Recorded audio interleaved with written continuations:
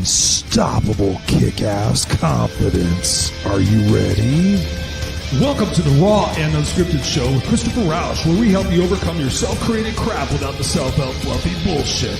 Now please welcome our host, Christopher Rausch.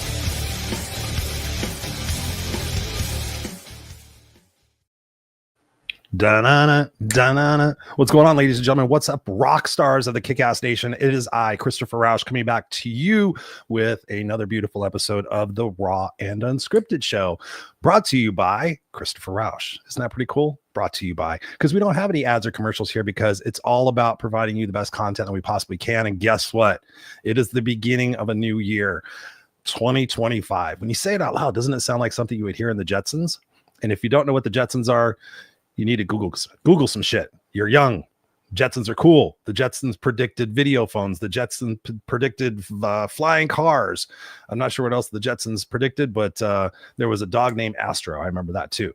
Useless information, all intended to bring you entertainment and value for your time. Thank you for tuning in. We appreciate you guys. We're in about 28 different countries. I haven't checked recently, probably 30 by now. So thank you. And the goal of the show is to get you to get rid of your excuses and get results. Pretty simple, right? Get rid of the excuses, get results, live a kick-ass unstoppable life, and more importantly, live every single day building your legacy of how you want to be remembered. And so often, many of you guys listening to this and watching this, survival mode. I'm just trying to survive. I'm just trying to get by. I'm just trying to figure it out. I'm just trying to keep my head above water. And you guys do that over and over and over again until you burn yourself out, until you get into a cycle of certainty. Oh, if I continue doing this, I'll continue getting the same results. And I don't have to put myself out there. I don't have to feel failure. I don't have to feel disappointment, because I know if I just keep doing these things, then that's going to be the outcome. And I invite you to consider this as you're listening to this broadcast and you're listening to this conversation that we're about to have. I invite you to write down 3 action items from this conversation and take action on those. That's why they're called action items. And you think about that. There's 7 days between each show. So you take 3 action items and you do that between the show, and you show up here next week and you do 3 more action items.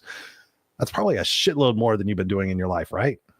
So I invite you to do that, because when you start taking that progressive action, guess what? You start getting progressive results. You start realizing, man, I should have done it sooner.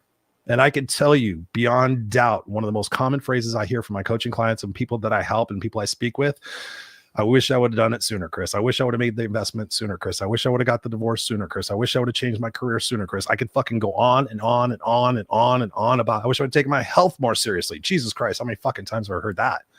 If you're not taking care of yourself, how do you expect to attract the right person if you're looking for a relationship? If you're not taking care of yourself, how do you expect to perform at the top and the peak in your job, in your career, your profession, in your entrepreneurship? I know a lot of entrepreneurs watch the show and listen to it. You got to take care of yourself first. 5 things: hydration, nutrition, exercise, sleep, and vitamin D. Again, hydration, nutrition, sleep, exercise, and vitamin D. I wear an Oura ring. I track my sleep. I drink about a gallon of water every single day. That's why I look good for being 85 years old. In case you're not watching on YouTube, I'm not 85. I'm 55. But it's all about taking care of yourself first, prioritizing your situations and what it is that you want to focus on, and taking that progressive action, and then analyzing and saying, hey, did that work? Am I making improvements? Am I getting to where it is that I want to go? And thinking with the end in mind, like, again, if I died tomorrow, and this is something I asked myself in 2008, you guys have heard me tell the story if you've been listening for a long time. If I died tomorrow, who would show up and what would they say? And so every day when I wake up, my intention is to make the world a better place. And I wrote that in my eulogy. I will fight for what's right and what's fair, and I'll risk for which that mattered, and I'll leave the earth a better place for who I am and what I did. That's the synopsis of my eulogy. And so every day, if I'm accomplishing that, guess what? I'm creating a legacy that I'm going to be proud of. But so oftentimes, again, we're just paddling water. We're just trying to tread water. We're just trying to stay alive. And so again, in this conversation, we're going to be talking about something called branding. Now, you may think of branding as I did a TikTok earlier about this. You know, Kellogg's is a brand, Budweiser's a brand, Castrol GTX is a brand, whatever it is, a Honda's a brand. Everything's a brand. And some people sit there and when I talk to them, they think, oh, I'm not a brand. I'm just a guy. I'm just a girl. I'm just somebody that works in my company. I'm like, no, you're actually a walking billboard for what it is that you are representing. And I know for me, when I was in corporate, I represented stability. I represented leadership. I represented confidence. I represented compassion and empathy. I represented intelligence. That was my brand. I was known as that guy. You think about that. Kellogg's, ooh, man, they got great cereals. Whatever it is that you associate with something in your life, be that person for yourself. Stand out above the crowd. Don't mix in. You got to ask yourself this question. When did it become okay to be mediocre? Think about that. When did it become okay to be mediocre? When did it become okay to be complacent? When did it become okay just to fit in and just do the bare minimum? You came here to be a fucking rock star. Start acting like it. All right. Who do we got in the house? I haven't even looked at the comments right now. We got, I can never pronounce your name right. I hope I'm saying it right. Nasanjel. What's up, Nasanjel? She goes, hi, this conversation is so true. Thank you, my dear. I appreciate you so much. I appreciate you. You know, we got Nelly in the house, hooked on humanity. Hello, all. Hello, Nelly. Thank you for joining us as always. And congratulations on your write-up. Nelly is a phenomenal person. She knits and crochets blankets and scarves for the homeless. She does a bunch of stuff, and she was just featured in a newspaper article. We got Tim Gillette in the house. Tim and I go way back, rocker life coach. I've had so many people tell me, like, dude, you need to be a coach for musicians. I just had my coach mentor tell me that, Tim. So thank you, brother, for being here. Tim and I go way back to 2013, I think it was, Sheridan Gateway Hotel. I was actually just telling my wife the story about how we jumped, we ran across the street and did the picture in front of the LAX sign, the terminal sign. Do you remember that little V thing? That was when you brought your new blue motorcycle. I was just telling my wife that about the other day. We got my beautiful friend and sister, Nancy Nance, in the house. Well, that's funny. She said Nancy Nance is in the house, and that's what I was thinking of saying. So, see, great minds think alike. Nancy's a part of my group coaching program. So thank you, Nancy, for being here. You guys got to make sure you get her book. Go to Amazon. I want to make sure I say it right. Choose Joy. I've got so many books in my brain. Choose Joy. It's a phenomenal book. I'm halfway through it. I wrote one of the testimonials for it. Man, it's a mind blower. So if you know of anybody who has survived domestic violence and been in a lot of shit shows as a female persuasion, definitely read it, because she is a powerhouse of what it really truly means to be unstoppable. We got Robert Broker in the house. What's up, Robert? He says, hello, Christopher, hooked on humanity in Nasanjel. And of course, Jacqueline Rose, my Irish sister from another mister. She says, hi, Christopher. So, all right. Please allow me to welcome to the conversation, so I don't sit here and talk all night, Mr. Isaac Mashman. How are you doing, brother? I appreciate you being here so late here from the East Coast. What's going on, man? Yeah, man. Thank you for the invitation, and for going in. Oops. Hang on. I pressed the wrong button. Kicking me button. out already? Did I do that, man? I had my mouse over the wrong button. Rude. No, man. It's funny because you were like, I don't know how I'm going to start this off, and then you go into this like amazing sermon. So it's like, it's just impressive, man. And I know that you've had a long day, but excited to be here for the conversation and talk. Thank you. Yeah, it's truly raw and unscripted, but I'll tell this little story. People sometimes ask me how the podcast started. It started when somebody approached. I was actually a guest on someone else's show, and it was called the Jesus Christ. It's been, the Phoenix Network. God, that's funny. It's been so long. I forgot. It's something about the Phoenix Network. And so I was on my friend's show. He did his first show and he says, will you be my guest? And I said, sure. And the producer was, doing all the stuff on the background. And afterwards, he's like, God, you have a voice for radio. You should really be a podcaster. And I had done a live radio show on the internet for 5 years called the Kick-Ass Radio Show. And I put that on pause, and this whole podcasting thing came out. And I was like, I don't know about talking to myself and not talking to people and all this weird shit. And he goes, I tell you what, I'll give you a spot on the network if you do a show. And I said, I have no idea what I would do. And so when I thought about it and I started researching it, I don't want to do all the preparation and have 7 cameras and fucking write scripts and all that and edit and da-da-da-da. I'm like, I just want to be raw and unscripted. And I went, boom. And then I went back to him and he says, all right, let's fucking do it. And I said, can I swear? And he goes, yeah, we want to have kids watching and listening. And then he goes, we'll just put you on late. So that's why it's on late, ladies and gentlemen. But I'm actually seriously considered changing that. But my first question to you, I want to just dive right on the deep end. I want to do something a little bit different. Tell us about a time in your life, Isaac, where you were down, you were struggling, you were feeling that lack of confidence, kind of like I talked about in the beginning of the show, where you were complacent and you were just kind of like status quo. Talk to us about that time in your life and then what it is that you did to shift that for yourself to become the person you are today. Yeah, man. I would actually share a client horror story, and it took me a while to even feel comfortable talking about this. But a couple of years ago, when I was running my public relations firm, we were doing a retainer model to where you would lock arms with us for an entire year, and I'd personally consult you and help you with your personal brand. And I was so on fire for this guy, and I wanted to do anything in my power to go above and beyond. But the one thing about consulting, similar to coaching, is that it is a two-way street. You have an obligation to deliver on your strategy, on your promises, and they also have an obligation to deliver for you and to listen and to take your advice and to implement the homework and the different things that you're telling them that they need to do in order to see results. Otherwise, what are you paying them for, right? And I had this client who was really excited about working with me, and it was a relatively new relationship, and he decided to pay pretty much the entire year up front over the span of like 2 months. Christmas Day sent me $5,000, and at the time I was like, damn, like that's significant. Like that's really big. Coming from a place where my mom would have had to work 3 months for $12,000, right? And over the span of probably 8 consultations and more consultations than what was originally agreed upon, because he needed that additional support. One day he sent me an email and he's like, I want a refund. And I'm thinking to myself, what do you mean? And I'm like, you haven't listened, you haven't done anything. And one thing led to another. And I could have done things better on my side. Absolutely. I could have handled it better. I could have adhered to things better. But the thing is, I knew from the bottom of my heart, I showed up for him. But, I was like, hey, record one video talking about X, Y, and Z for real estate. And he never listened. He never did it. And that was disheartening to me, because then I see his lack of results and I'm thinking, is it a reflection of me? Do I need to fly out to the dude and like hold his hand or kiss his ass? Like, what do I need to do for him to listen?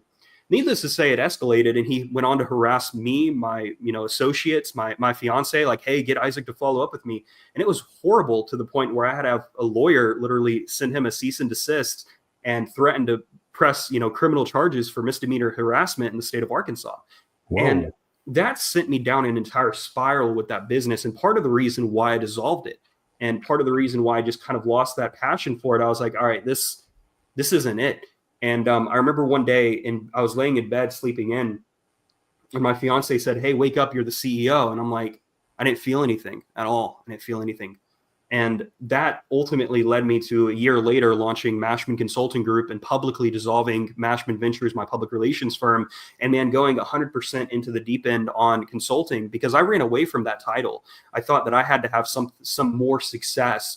But then when you have enough people wanting your help or coming to you or opportunity seeking you out, you realize, hey, maybe I do have something to offer. And that's key. To this day, I still have those moments of doubt sometimes, but then I look at the results and I run a Google search. And I'm like, all right, maybe I do have something to say here. And so that moment, man, required me to really crawl from the pits of hell. And, to this day, he's on my shit list where I'll buy his mom's house in the future and bulldoze it, turn it into a garden, name it after my grandmother. I have a list, man. I have a list. Don't forget to shit on it for the fertilizer. I'll bring the dogs for that. Oh my God. Thank you for sharing that, Isaac. I mean, that's truly a representation of what it means to be at the bottom and be in a situation where we're like, okay, do I go that way on this road, or do I go that way on this road? Do I continue? Do I listen to the negative self-talk? And that's really what it's about. We often get that voice in our head that sits there and says, Chris, you're not enough. Chris, you're not smart enough. Isaac, you're not good enough. You shouldn't be doing that. Stay in your lane, all that different things. And we think about going back to our childhood where our beliefs begin, right? And we think about our parents and what it is that they instilled in us about our self-confidence and our self-esteem. I've been coaching for over 20 something years. I can't remember how many. And I know that a lot of the things that I help people undo is their belief system about what they created about themselves when they were kids. Usually between the 5 and 8 year old range, I can narrow it down that, okay, where did that belief come from? Like, oh, it was in the 6th grade when Julie McNamara said fucking this to me and told me I was ugly and stupid. And then I looked in the mirror and I had zits and I was like, oh God, you are ugly and stupid. And I've just believed that all my life, even though people have told me I'm pretty. And I've told them, no, you're wrong. And I said, well, what is it that we can do? And this is my question to you. What is it that we can do to change that negative self-talk? Specifically, talk in terms of like 1, 2, 3, like, okay, the negative self-talk. Okay. Like for me, I get visceral and I'm like, bitch, shut up.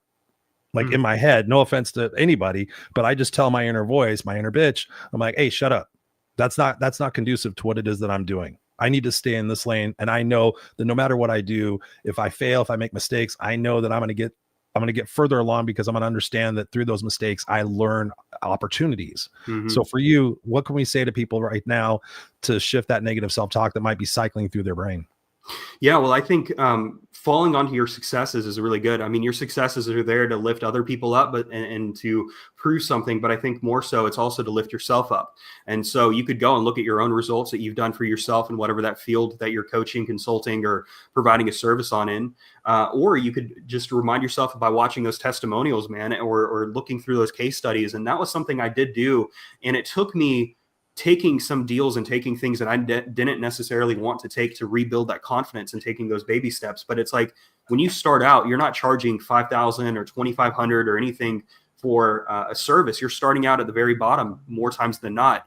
And it's kind of the same way rebuilding confidence. Those stepping stones, if like you're out of the gym for a year, yeah, it's going to take you 6 months to get back into the flow of things. If you've been out of the gym for a month, it might take you a week, but if you're out for a year, it's going to take you much longer. And I think reminding yourself of those successes and just, continuing to be persistent, which is really a word that's been on my mind quite a lot lately, of just persistence. And the second thing is discipline. And it's like, it does not matter how you feel, man. And coming where I come from, with a lack of positive male role models outside of church to a degree, I suppose. Yet every guy at church was overweight and fat, and then in Boy Scouts, it's not like the military members, my scout leaders were living, ultra successful lives that they really wanted to lead. So I lacked that role model for discipline in my life.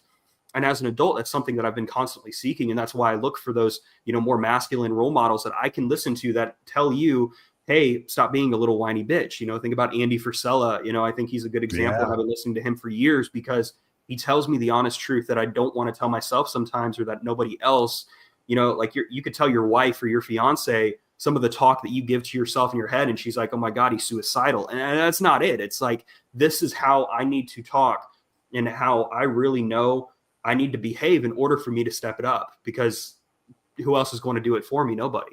I love what you just said. When we don't feel like it, I was thinking about it this morning. I almost gave myself an excuse not to go to the gym. One of my big things is I'm already in great shape anyway for 55, but I was like, you know what? I'm going to take it up a notch this year. Maybe I'll be in the best shape of my life when I'm 56. How cool would that be? And take it up a notch. And today I realized that I left my headphones, my workout gloves, and my towel in my other car, which I had lent to my friend. It was my truck. And I was like, oh shit, I don't have my headphones. And I'm like, Chris, you have 3 other pairs of headphones. And I'm like, I really don't feel like it. I got to do a lot of stuff in the office and I'll just go tomorrow. I'll take the dog for a walk. And that was my self-talk. And then immediately I was like, no, motherfucker.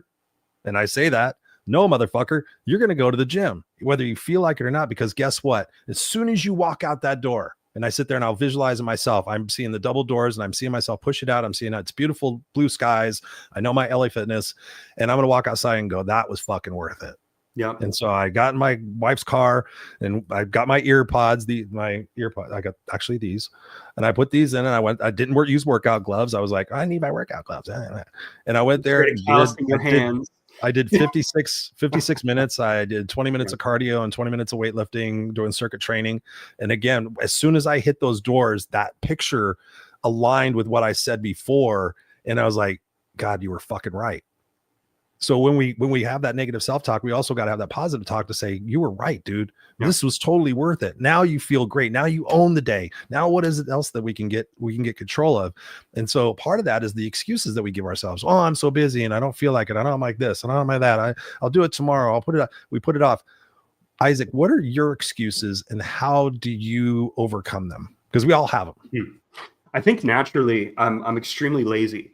And that's part of the reason why I got involved in business, is so I could have the ability to choose for myself. And we all have freedom, but what we're looking for is more options. And more money means more options, not necessarily more freedom. We're in America. Like, you have the freedom to do whatever the hell you want. And so I think my biggest downfall has always been laziness, which manifests in the lack of discipline. And, I don't feel like it, exactly what you just said. And, sleep is a big one. And then like the other thing is, I suppose thinking about alternative solutions if I make the excuse. And that's a little bit deep. So let me go ahead and go through this. Like, let me go ahead and say, oh, if I don't do this today, then I know that I could go ahead and I could still follow up with them tomorrow. Like, I know that I could do this and that, and trying to predict responses. And that really doesn't do anything positive except create more anxiety for yourself, right? Because now you're trying to predict things, and it's like, you're not God, man. So it's like, it's better to just do it. And one of the best pieces of advice, to mention Andy a second time, is he said, like, there isn't anything known as a difficult conversation. they're just conversations that we place meaning to. Yeah, and we build those things up in our brain. And I'm like, it's huge, because I can think about multiple times in my life where I've created so much stress. And then the moment I speak up and get it off, it flowed easily. And then I felt a million times, better, whether that be dealing with a tough client, asking for the refund request or rejecting them for the refund request, or holding your ground. And so, yeah, man, I know that's a little bit of a long-winded question, not exactly 3, but laziness that manifests in a lack of discipline, and then reasoning with myself. And so those are things that I'm working to kind of get through. And I suppose really finding that grit in myself again that I had when I was that cocky, arrogant young guy who was figuring things out. I'm bringing a little bit of that back this year, and a little bit more of that to kind of keep me with that tenacious, kind of gritty edge. I love that. And one of the things you talked about there is the fact that that persistence and that desire to sit there and say, okay, there's a word that strikes me that I tell my clients all about, is how can I be resourceful in this moment? Because so many times our excuses are based on resources. I don't have the money. I don't have the time. I don't have the equipment. I don't have the talent. I don't have the what. I don't have the knowledge. Like, if I got fucking pissed at somebody the other day who asked me for advice, like, Chris, what advice would you have for me to lose weight? What? 2025. It was just the other day. You're going to ask me how to lose weight. I'm like, have you heard a thing? It's Google. Google. Sorry, Yahoo. Have you heard of this thing, YouTube? Have you heard of this thing called ChatGPT? Have you thought of, you're just asking me, like, have you thought about putting less stuff in your mouth and burning more calories? Have you thought about those things? So it is about that resourcefulness. And somebody had asked me on an interview not too long ago, they said, what do you think is your greatest attribute for your success? And I said, I created wristbands, and one of them says, I don't know if I can show you. I usually have them right here. It says unstoppable. It says unstoppable. And I said, I literally, like you just said, in those moments of indecision, in those moments of, I don't know what to do, I don't know how I'm going to do it, I just did something. Like, if I'm like, oh, frustrated, what can I do right now? I can go for a walk. And ponder what opportunities I can make out of this. Right. And I think about all the imperfect action that I took, all the failures, all the mistakes, all the embarrassing shit that I did, was those stumbles and those fumbles to go, oh, hey, this is how you can do it. Okay, how can I make more money? I gave somebody an example the other day, and they were talking about finances and stuff like this. And I said, can you come up with $10,000 in 7 days? And they go, fuck you, Chris. There's no way. Oh my God. If I had $10,000 in 7 days, and all these, and I said, okay. I said, we're going to go dark here for a second. I want you to tell me the person that you love the most in this world. And they're like, my son. I said, what's your son's name? Sean. How old is Sean? 9 years old. On a scale of 1 to 10, what would you do for Sean? Would you take a fucking bullet for Sean? Absolutely. 100%. I said, would you work 3 jobs for Sean? Absolutely. 100%. And I said, okay, now when you come home for work tomorrow, I said, Sean's going to be sitting in a chair when you walk in the door. And guess who's going to be standing next to Sean? A motherfucker with a gun. He's going to have a gun right to his temple. And he's going to say, hey, lady, unless you come up with $10,000 in the next 7 days, that's not illegal, immoral, or unethical, I'm going to go, pah. I said, what do you do? I get chills when I think about this. Your fucking face, it was on a Zoom. Her fucking face went, oh my God. And I said, what do you do? What do you do? And she goes, I would figure it out. And I said, thank you very fucking much. Yeah. I said, you would figure it out. And that's the thing that we stress to people is you just got to figure it out. There's a great book out by Maria Forleo. I apologize if I pronounce her name wrong. She has a book out there called Everything is Figure Outable. I listened to it on Audible. I was like, oh, yes. And even I got inspired that no matter what position we're in and situation we're in, unfortunately, when we are at the bottom or when we're pressed against the wall, that's where we come up with that resource. That's where we come up with that energy. That's where we come up with the resources. I want to shift gears here for a second because I think that's important for people to digest for a second. In the top of the show, I started introducing you as part of branding, right? Mm-hmm. And we think about what we just talked about, our identity, right? That's our identity. I'm known as the No Excuses Coach. I'm known as Chris. You're known as Isaac. You're known as the branding guy. You're known as the author. When I asked people in preparation for this interview, I said, do you think you're a brand? Most people said no. And I said, what do you think a brand is? And it's like the Kellogg's or Budweiser or whatever fucking thing they said. Why is it so important for people to understand that they are a brand in this time in our lives? Yeah. Well, every single person who's ever walked the face of this planet, from Jesus Christ to Adolf Hitler to Barack Obama to Donald Trump to Gandhi to Adam and Eve to Moses to Noah to King James and King Charles, whatever, every single one of these people have had a personal brand. But the thing is, it wasn't called that. It wasn't called personal branding. The entire term personal brand is relatively new. It was coined in 1997 by a management consultant called Tom Peters. And he wrote an article for Fast Company called The Brand Called You. Imagine that. And he talked about personal branding in terms of the CEO of Nike or the CEO of Adidas or any other corporation or executive is able to leverage and brand themselves to be that face of that business. And then, people are going to be following them or reaching out to them. Consultants are a great example that he used in talking about how at like consulting firms like McKinsey, you have these high paid net worth consultants that have, super high profit, very low, overhead. And from there, over the past 3 decades, since that article in 1997, it's really taken off and it's become this commodity of a word where everybody just wants to say it because they think it sounds good. And this is also a flaw that personal branding has today formally is there is no formal training. There's no certification. There's no education. There's no high school course. There's no college course. There's no doctorate. And Edward Bernays, the father of public relations, criticized public relations later on in his life for the exact same reasons I'm criticizing personal branding. He said that anybody can call themselves a public relations professional. And I feel the same way with personal branding, where anybody can call themselves a personal branding professional, but that means absolutely jack shit. And so let's define what personal branding is. And it very simply is you. It's who you are. Every single thing about your character, your story, your pain, your struggle, your trauma, your successes, your failures, your relationships, your characteristics, your interests, all of those things make up your personal brand. And then you also have the professional characteristics of you and your career. And you combine that personal hook with those professional punchlines. And you have what I call identity positioning.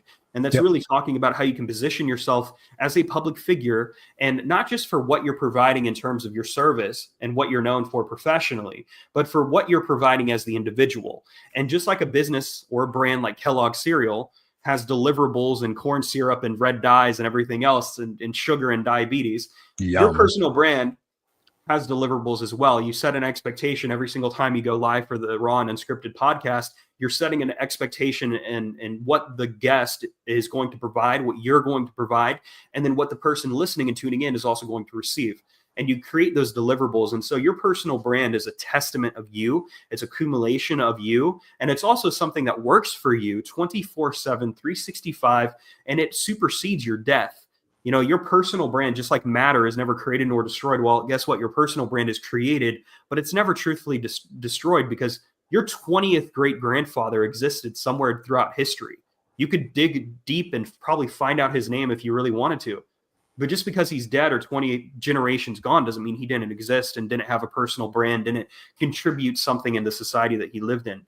And so now my big focus is setting that formal training, setting what it means to be an ethical personal brand leader and professional, and then also helping educate people and kind of applying, the first philosophy of personal branding that's so much bigger than just the executive, but it could be the high school student, the employee, the entrepreneur, anybody.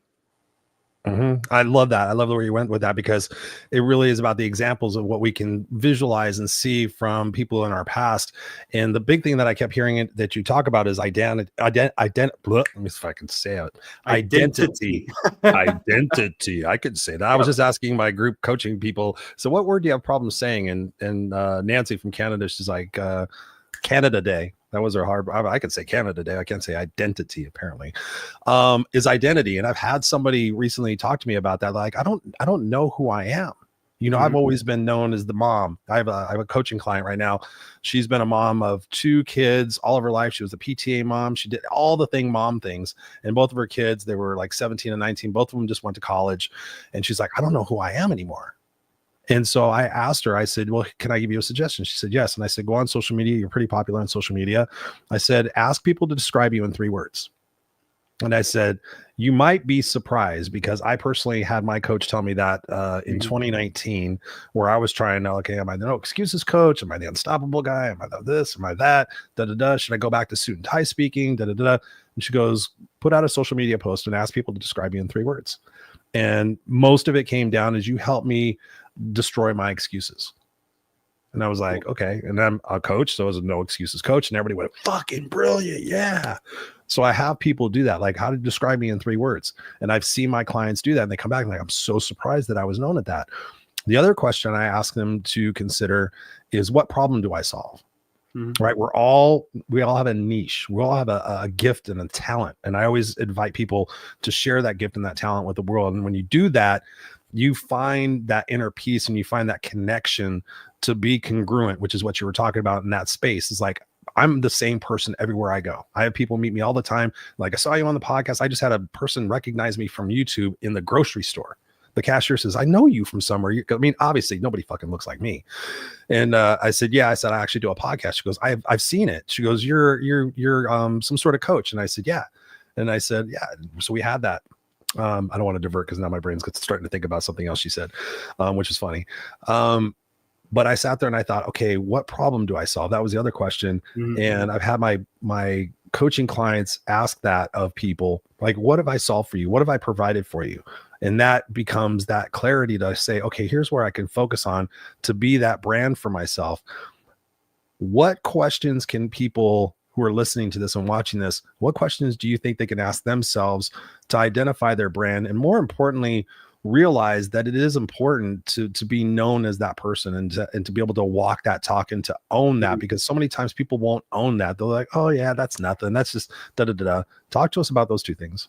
Well, it's interesting because, being the same person you present yourself on as online and in person is really quintessential, because how many times would you be following probably some Instagram guru, and if you were to meet them in person, or it's like the person who talks crap on the internet, but you meet them face to face and they run away scared, right? It's like, you talk got big stories game, for days, dude. Stories in real life, and it's kind of humorous to even mention that, but I would say before we can even have the conversation about what you're providing, right, what service or what solution, you're recognized in, we need to go a step deeper and ask, why are you even trying to build your personal brand, or why are you trying to build a business? And Excellent there are 3 reasons why. And this is just like what I would tell a client on a consultation. I'd ask them these questions. And it's really important to understand, because it can help, number one, provide clarity in terms of the strategy, right? If, for example, your one goal is vanity, right? You just want to be vain. You want to be famous because you want to. Why not? See that a lot in the music space, especially. It's not even about money in music. It's about fame. It's about clout. It's about energy. It's about being recognized or getting the girls or whatever it might be. But if you want to be vain, well, okay, let's go ahead and throw some gimmicky marketing out there and you could go viral. Whoop-de-doo. Like, you could do pranks. Like, it's not difficult to become famous. It is difficult to become influential. There are big differences there. And then the second reason why is mission. So you're somebody who's more purpose driven. You want to change the world. You see this a lot with billionaires who have a lot of success, and then they devote that money and resources to philanthropy or things and causes that they care about. And then the final thing is money. And this is really the simplest one. And it's also where most people fall under. And you can have a combination of all 3 motivators. I know myself, I feel driven by all 3, deep down in my soul. I have no issue saying, yeah, I'm a little bit vain. Yeah, I want money. Yeah, I do have some sense of purpose, because I want to prove everybody wrong on the internet who's talking about buying fake press and botting their accounts. So understanding why you're trying to build your personal brand or building your business. So money, mission, or vanity. And then from there, looking and reverse engineering other successes and finding and following those strategies and just, compounding those results. And it might take you 5 years of building your personal brand and doing podcast interviews or having a podcast or sending 100 pitches out to a reporter, which honestly will never happen. You will never send 100 pitches and not get 1 reply. Like, you will get a couple of replies if you don't have a horrible pitch. But with ChatGPT, there's no reason why you're trash anymore. And so once you answer those questions, then we could talk about, all right, well, what do you want to be known for? And that goes into the next thing about, auditing somebody's, personal brand and where they're at. It's like, well, what do you want to be known for? Do you want to be the entertainer? Do you want to be the educator? Do you want to be the motivator? Like, what is your business and your profession? And then we could talk about positioning and highlighting, successes or unique selling points and all that good stuff. Mm-hmm. Yeah. And I thank you for sharing that, Isaac. What I heard you talk about is the being honest, right? We got to be honest with ourselves with what it is that we want. And so oftentimes we feel guilty or we feel shame for wanting something that may appear to be, what's the word I'm trying to think of? Selfish. Yeah, it'll come to me in a second. But yeah, I think that's massively important so that we can like think about that brand and think about walking our talk and being that congruent self. Because so oftentimes we're trying to put on who it is that we are, and then we turn and we have that different face. Like, oh yeah, I'm this person. I could tell you story after story. There's some famous people in the personal development industry who have very big names. Not Tony Robbins. People ask me that, but there are some other people who have written some book series. I'll say that, who I have met and I've spoken with.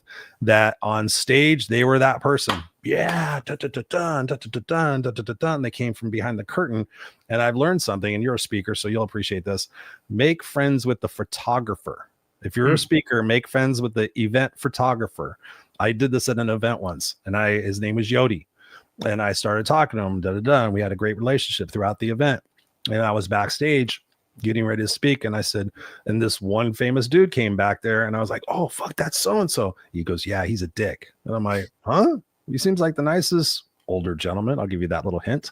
And he comes walking back, and he goes, where are the sheets? Where are the sheets? How do we do on the sheets? I'm like, why is he fucking talking about sheets? What are sheets? Is he fucking building a bed or something like that? He goes, no, the sheets are the order forms that they put out to the audience after they speak to see how much money they make.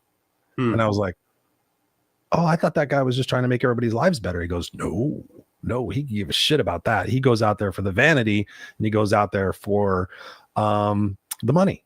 And I thought, I don't want to be you're talking about. I don't want to be associated with that. Yeah. And so that's why it was so important for me. At that time, I had the suit and tie. I looked around the speakers, the green room, if you will. That's what it was.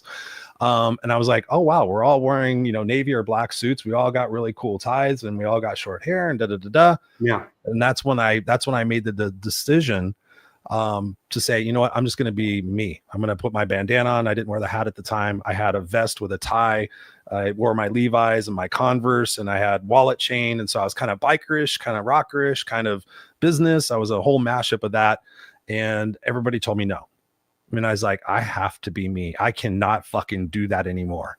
And when I started being me and started just being 100% congruent, my brand built itself. I got known for being that person. Like, he's a straight shooter. He's an honest dude. He's a vulnerable dude. He's gonna shoot straight with you. How do we, when you think about the branding aspect of it, what part of the tolerations do we have to sit there and get honest with ourselves about in order to break through that barrier of how we think we're supposed to be perceived? That was the word I was using, perception. I was thinking of perception, of how we want to be perceived. I want to be perceived as this and da-da-da-da, and that's my brand, da-da-da. And then they're faking frauds and fuck offs. That's really an interesting question, because at the end of the day, what branding and marketing is all manipulation. Nobody in the branding and marketing space who will really want to tell you that. But at the end of the day, you're trying to manufacture an outcome. And Edward Bernays says manufacturing consent, right? You are trying to convince somebody to make a decision. Their subconscious mind, you're not speaking to their logic. You're speaking to their emotion, their heart, to their soul in some cases, right? Especially some of the more theological people, right? I've seen this resurgence or new creation of marketing gurus who are talking about, are you a Christian business owner? And it's like they're using that as a crutch to try to generate revenue. And I'm like, you're no worse than Joel Osteen. But when you're talking about perception, you have to pick and choose what you want to show and how transparent you want to be. The minister, right, to go along with the example of religion, the minister shouldn't be seen drinking alcohol at a bar, shouldn't be seen at a strip club, right? If you're a business owner, does it matter if you're drinking alcohol? Well, maybe. What do you want how much do you want to show, right? How are you trying to be perceived? And it's not about trying to withhold information to lie or misguide somebody into who you are, but there's like this fine balance between what is the intent behind sharing this? And a piece of content can do, one of four things or a combination of all four. A piece of content can connect. It connects you with the other person. A piece of content can motivate or inspire, so it gets somebody to take action or feel a certain kind of way. It can educate them, teach them something new, or it can entertain them, and it can make them feel good. And understanding what your intention is behind what you are sharing allows you to have a little bit more clarity in terms of what you're looking to achieve as an ROI. So, for example, standing out of my office today, I took a photo of the skyscraper where my office is at. I put a black and white filter on it. And the intention of that is very simply to show that I'm not dead, because I haven't been producing a lot of content because I've been working on the second edition of my book. So I was like, let me just take a really quick photo. It doesn't need to be anything special. Put a little bit of a sound clip there. So now it shares my sound taste. It can establish rapport there. But understanding why you're putting out content in the ways that you are will help you kind of avoid those pitfalls of, like, you might not want to take a photo of you out at a bar right before Easter Sunday. It's like, it's like these are the decisions that you have to think about, because at this point you are establishing yourself as a public figure, as a growing celebrity, even potentially in some cases. And celebrities have PR teams that are telling them what to post and what not to post. They're talking with them through the risks. They have things that they're cleaning up. And it's really a matter of how big do you want to take this? How big do you want your personal brand to be? So the figure that you're talking about is probably the exact, I'm not going to mention his name because neither of us want to get sued for defamation, but I believe I saw him in 2019 at an event, and I don't remember one thing from his event. And ironically, I remember Ty Lopez's speech over his own. And imagine that. I learned more from a guru than an actual motivational speaker. But again, it's like, these are people who have a certain playing field, but they're not household names like Dwayne "The Rock" Johnson or a politician or Donald Trump or Barack Obama. So it's like there's a hierarchy of levels of do you want to just be known in your local community? Do you want to be known on a state level? Do you want to be known, in front of millions of people, or do you just want to be known in your industry? And identifying a little bit again and asking yourself what the purpose is behind building your personal brand helps you kind of answer those more nuanced questions of, well, how big do I want to take it? And you said a key word in there. You said intention. And I'm big about that. I'm big about intention, because when you sit there and think about, okay, what is my particular intention? Like when I wake up in the morning, I do 3 to 4 things. One of the first things I do is I say what I'm grateful for, because I believe when you start your day off powerfully, you don't pick up your phone and look at the news and go, how shitty the world is. Because I just had a friend of mine, he goes, the world is on fire. It's burning to hell. And I'm like, I think the world's a pretty fucking cool place. I said, I don't watch the news. I don't follow politics. I go out in the world and I say hi to people. I open the door for people. I open the door for people who are halfway through the parking lot. And I sit there and I wait and I smile and I say, hey, I really like your shirt. Or, hey, it's a beautiful day, isn't it? I just did that yesterday for a father and 3 of his sons going into the gym. And he's like, wow, man, thanks a lot. And that guy's going to think about that all day. Like, that fucking biker-lish looking dude, like, hold the door open for us. And he didn't have to. He could easily just walked out. Set an example for the kids too.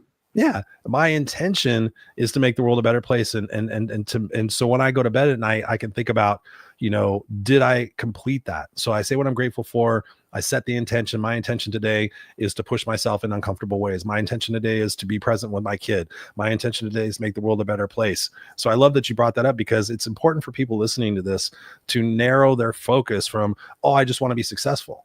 Okay, what's the deeper why? You ask your why 5 times. I get my clients to do that. So why do I want to be successful? Oh, because I want to have freedom. Okay, why do you want to have freedom? Oh, because I want to be able to do what I want. Okay, why do you want to be able to do what you want? Oh, because I want time with my family. Okay, why do you want time with your family? Yeah. Because I want to know that I was special to them, and I want to know that I made an impact on them and I set an example.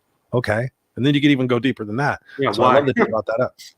I want to grab, I've unfortunately been ignoring the people that are in the conversation booth who have been commenting here. Let me see if I can see. How rude. Yeah, I know. Jack LaRose says, what I do because, that was fucking, I might need my glasses. My eyes are getting a little bit older, so I don't want to squint.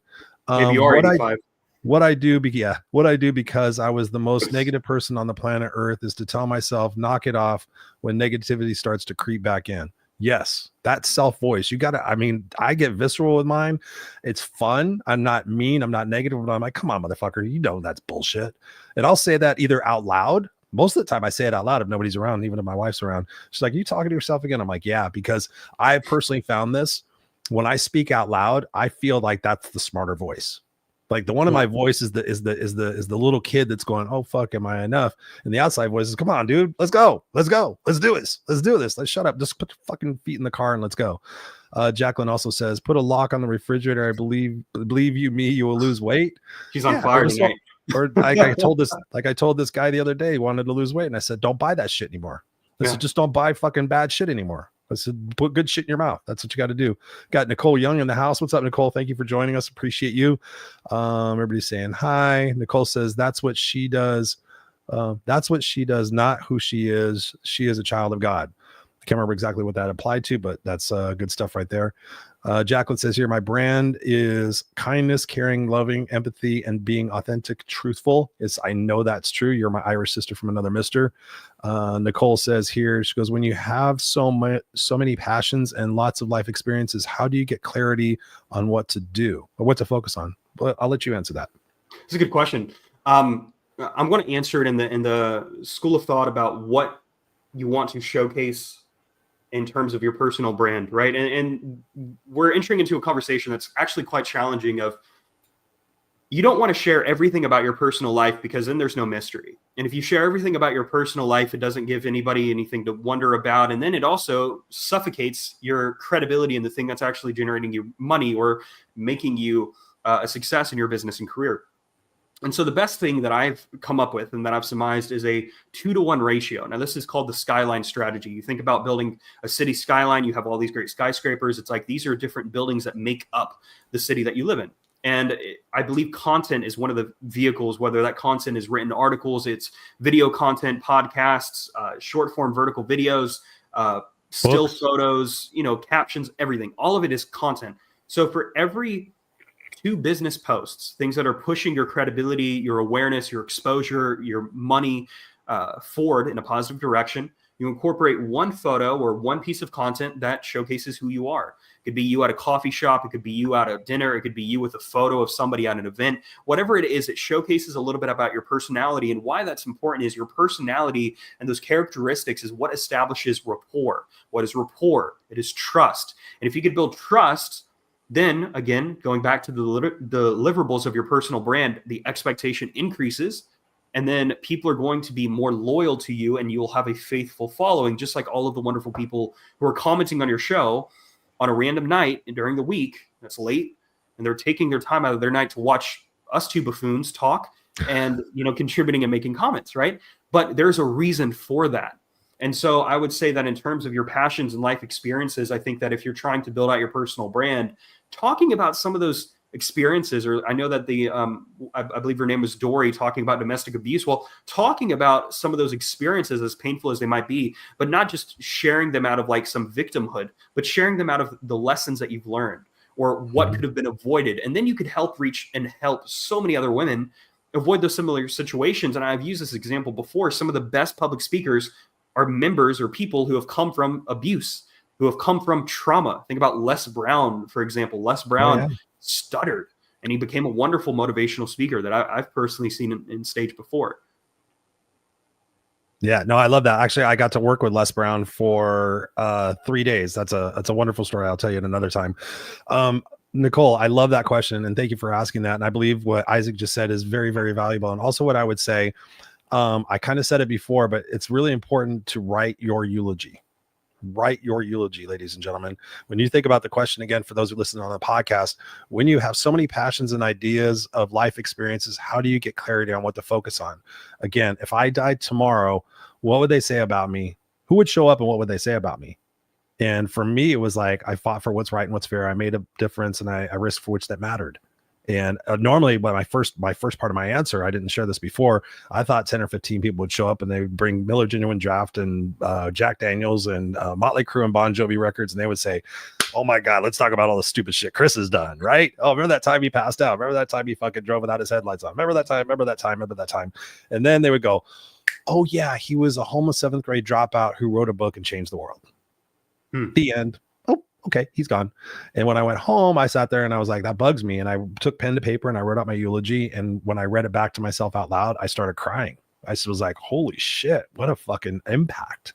How do I become that guy instead of the guy that's fucking around and doing all the stupid shit to entertain everybody and make them laugh and, getting all fuckered up.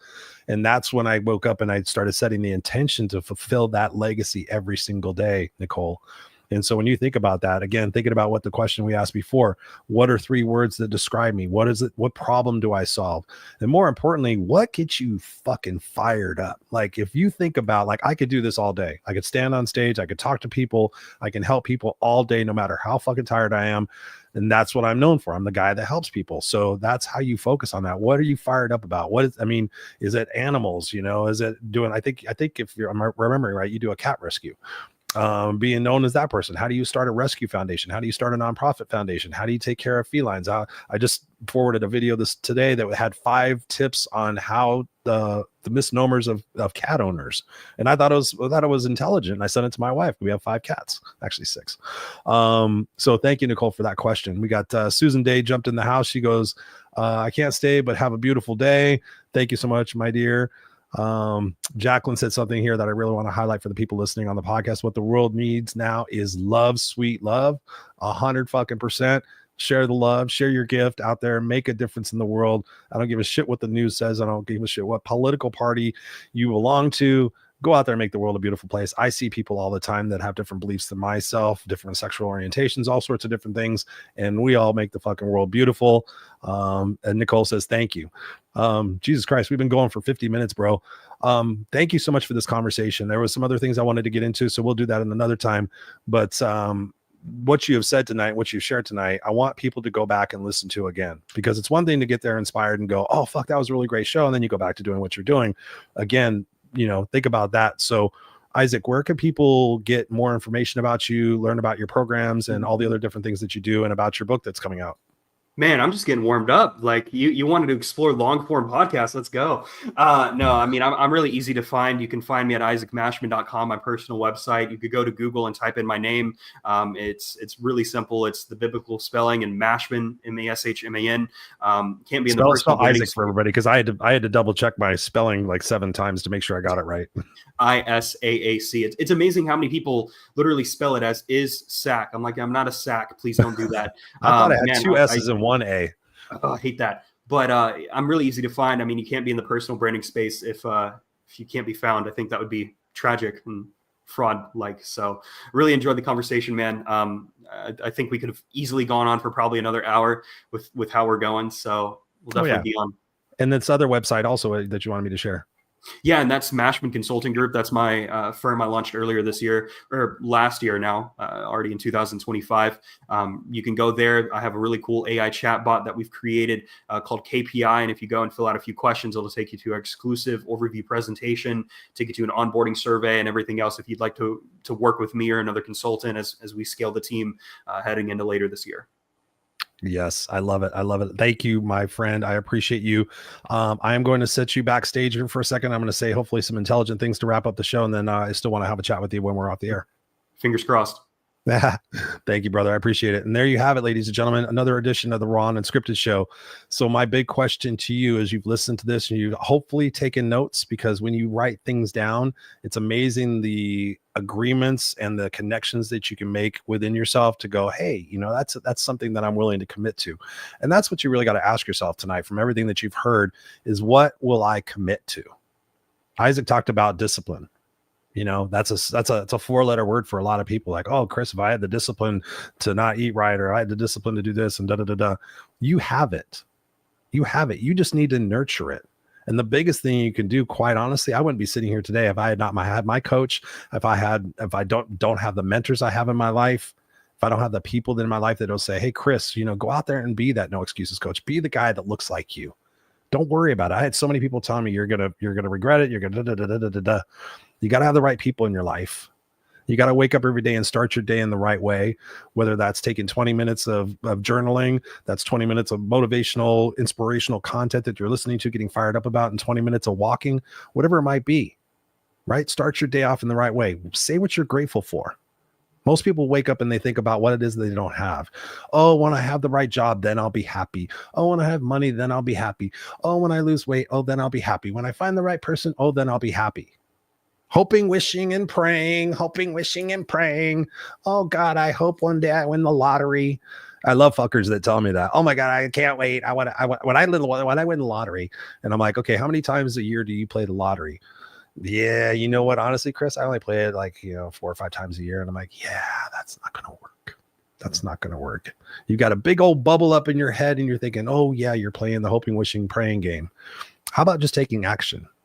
Like I said before, I would not be sitting here today had I not taken that imperfect action, made embarrassing moves, fucked up, apologized, and kept going and kept going and kept going, and had the reputation, the brand, if you will, in the conversation tonight. The brand, you know what? Chris doesn't fucking give up. I had my boss tell me, I went to my boss. I was a inventory control specialist, and I went to my boss and I said, I want to become a supervisor. And she said, do you want me to give you honest feedback on that request? And I said, yeah, give it to me. And I sat there all confident. I was like, yeah, I know she's going to sit there and say, okay. And she's like, Chris, the guys don't trust you. They think you're a know-it-all. They think you walk up to them and and the way you approach people, you make them feel like they're stupid. And I'm like, it's not my fault. If they feel like they're stupid, that's them. That was my perspective. That's the thing I learned from my mom. And she goes, that's not going to win you to become a supervisor, because they will not want to report to you. And so here's what you got to do. You got to shift your perspective. And I was like, what the fuck? And I went home literally like, I'm going to quit. Fuck this bitch. I'm not going to do this. Fuck those guys. I'm going to stop helping them. Because I'd walk up and like, hey, there's another way you can do it. And I was just thinking I was being helpful.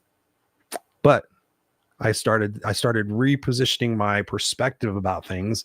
And I said, what if she was right? Or what if she is right at that point? And so I sat there and I dedicated myself for the next 2 years to studying leaders. He talked about Tom Peters. I read a few Tom Peters books. In Search of Excellence, I think was one of them. I know that was one of the books that I read because I probably still have it, I believe. The point is, my brand got to be known like, okay, if you give Chris a challenge, he will rise to it. And so I did that. And then one day she goes, hey, I'm going to promote you to supervisor. I became a manager. And then one day they said, hey, Chris, do you want to manage the print center and the mail center? I'm like, I don't fucking know shit about either one of those things. I know mail something, you put a stamp on it. And I know to print something, you press the green button. And she goes, you of all people, I know we'll figure it out. Do you want to do it? You'll become a director.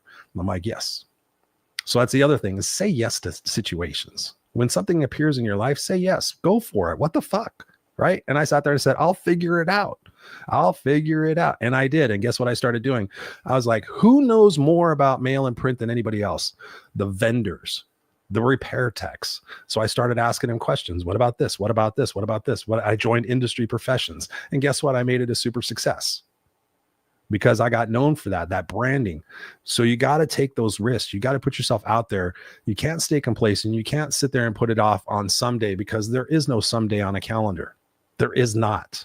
I invite people all the time. I'm going to do it someday. I'm like, how about tomorrow? Oh my, I'm not ready. Why? Why aren't you ready? I'm just not ready. Well, you're full of shit.